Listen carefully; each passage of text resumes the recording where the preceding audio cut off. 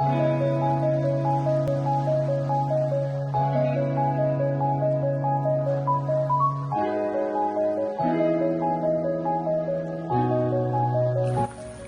Semeton, Om Swastiastu. Perkenalkan, nama saya Niputu Ista Arisni Putri. Saya mewakili PKK Desa Tiste dalam lomba vlog Pokja 4 dengan tema merencanakan keluarga sehat dan sejahtera.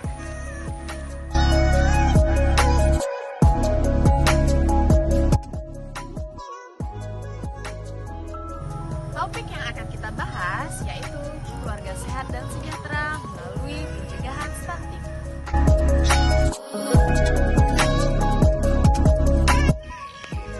Stunting merupakan gangguan pertumbuhan dan perkembangan pada anak yang disebabkan oleh kekurangan gizi kronis.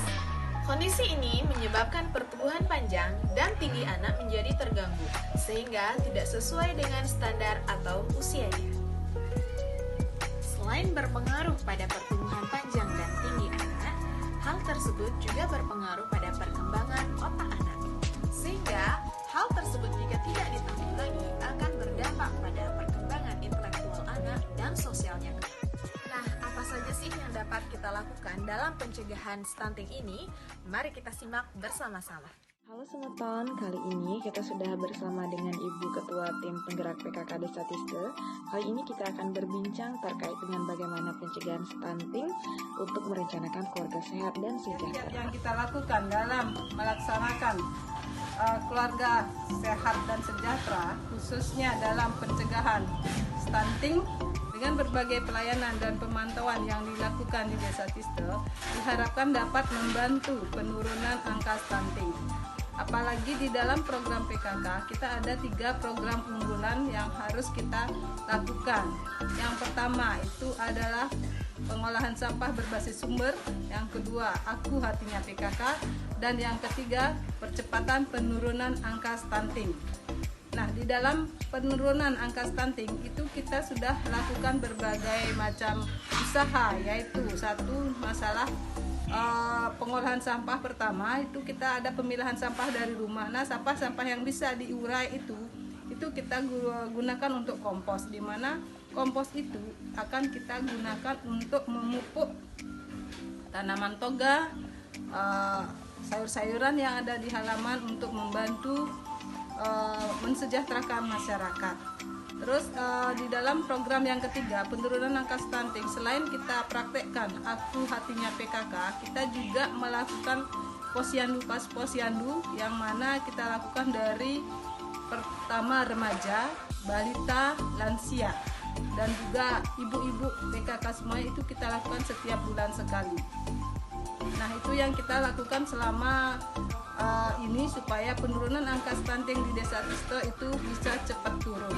Terima kasih. Jadi itu tadi kiat-kiat dari Ibu Ketua Tim Penggerak PKK di Desa Tiste. Mari kita lanjutkan ke sesi selanjutnya. Penanganan pertama difokuskan pada 1000 HPK.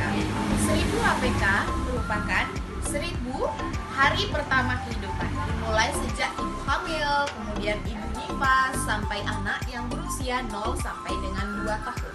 Mari kita lihat penanganan yang pertama dari sejak ibu hamil. Pemeriksaan kehamilan wajib dilaksanakan 1 bulan sekali ke bidan ataupun ke puskesmas terdekat. Selain pemeriksaan kehamilan, juga diberikan pil FG oleh ibu bidan.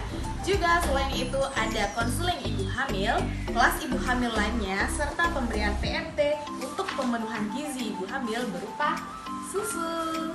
Penanganan yang kedua yaitu tentang ibu nifas dan ibu menyusui. Kita tanya-tanya ke Bu Bidan langsung biar kita tahu apa saja sih penanganan ibu nifas dan ibu menyusui khususnya di Desa Tiste. Bu Bidan, gimana nih untuk ibu hamil yang sudah melahirkan, itu apa saja hal-hal yang dilayani oleh desa? Nah, seperti kita ketahui, ibu nifas itu adalah ibu yang setelah melahirkan sampai dia berumur 40 hari.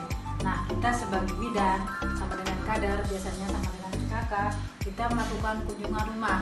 Pada saat kita melakukan kunjungan rumah, tindakan apa yang kita berikan? Pertama, kita berikan bagaimana dia teknik menyusuinya, kemudian perawatan payudaranya, ASI eksklusifnya, obat suplemen apa yang diperlukan dia selama menyusui, pemeriksaan tensi segala macam, apakah imunisasinya sudah dipenuhi, dan salah satunya adalah bagaimana dia merencanakan untuk kontrasepsinya. Jika sangat berpengaruh nanti untuk mencegah orang stunting ini dia bisa dijalankan dan untuk merencanakan kehamilan yang berikutnya. Dan untuk balitanya kita sarankan agar dia rutin untuk menimbang tiap bulan di posyandu. Nah, selanjutnya merupakan penanganan yang ketiga dari 1000 HPK, yaitu sejak anak usia 0 sampai dengan 2 tahun. Kita lanjutkan wawancara dengan Bu Bidan. Bu Bidan, untuk anak yang sudah lahir usia 0 sampai dengan 2 tahun, adakah hal-hal yang dilakukan, mungkin pemantauan ataupun pelayanan seperti itu? Oke. Untuk bayi 0 sampai 2 tahun itu merupakan masa penting bagi pertumbuhan mereka. Nah, ini bukan salah satu di mana tindakan kita agar stunting tidak terjadi pada umur anak setelah 2 tahun nanti. Nah, pada umur 0 sampai 2 tahun kita sebagai kader, sebagai bidan, dan sebagai PKK sangat berperan aktif dalam bagaimana caranya agar tidak terjadi stunting. Salah satu dengan cara apa? Kita pantau dia berat badannya setiap bulan. ASI eksklusif sampai umur 6 bulan tetap harus diberikan dan dilanjutkan sampai dia umur 2 tahun. Nah, terkait untuk balita stunting ini Bu Bidan, gimana sih cara kita tahu anak itu stunting, atau gimana cara kita screening adanya stunting untuk anak balita kita? Oke. Seperti yang biasa kita lakukan setiap posyandu, tiap bulannya kita ukur berat badan, tinggi badan, apakah sesuai dengan umur atau gimana. Nanti kita punya petugas KPM di desa, dia yang akan merekap data-data yang kita peroleh posyandu, dan nanti bekerja sama dengan program petugas gizi puskesmas memvalidasi data tersebut, dan pada saat itu nanti kita mendapatkan apakah balita ini termasuk dia stunting atau tidak. Nah, kalau misalnya dia termasuk stunting, nanti kita bisa validasi ke lapangan apakah memang benar anak ini dalam kondisi stunting atau tidak, dengan cara melakukan pengukuran tinggi badan dan berat badan di rumah mereka. Nah, kalau misalnya terdapat anak stunting di desa wilayah Bu Bidan ini, apa saja sih pelayanan yang diberikan, kemudian hal-hal apa saja sih pemantauan yang terus dilakukan untuk anak stunting tersebut?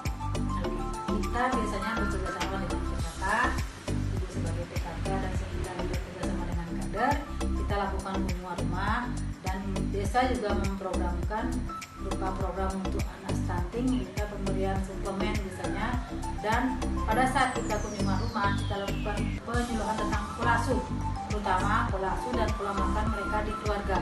Kalau misalnya mereka biasanya diasuh sama nenek atau keluarga lain, nah pada saat itulah kita berikan pilihan makanan apa yang seharusnya diperlukan pada anak umur segitu.